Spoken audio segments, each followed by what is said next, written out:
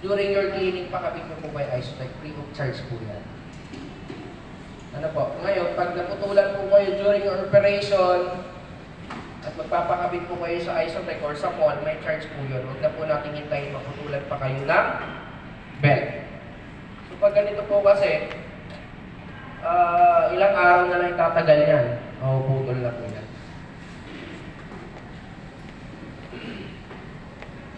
Exhaust gap, so ducting flowers gap, yung mga fiberglass insulation, yung walang catwalk, saka no ceiling access, saka yung mga oil leaks. So ito po yung mga high risk pagdating sa ducting.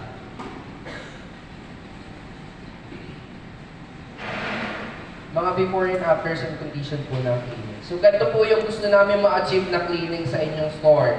Hindi po namin yan magagawa kung si tenant po ay umuuwi or nagpapakancel ng cleaning. Before and after po ng kitchen exhaust duct, main duct sa mall. Ito na po yung sa weekly, like maninasal, after a week, ito po yung itsura. So ito po yung gusto namin ma-achieve na cleaning. Manual po yung ginagawa namin cleaning. So, ini-spray po namin, ino-collect namin yung mga oil and grease at mag-decreaser po kami sa loob ng ducting.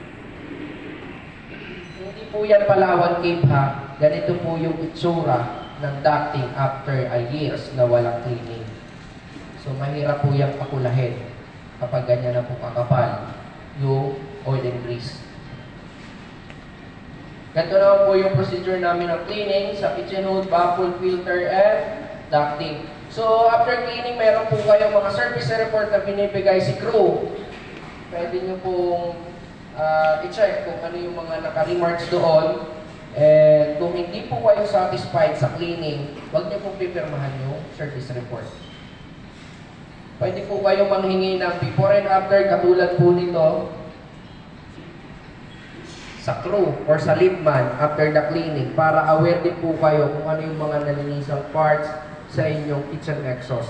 So mahalaga po yun kasi yun po yung scope of work namin at yun po yung talagang trabaho namin and yun po yung inyong binabayaran sa amin. Na ito po yung nilalagay namin na temporary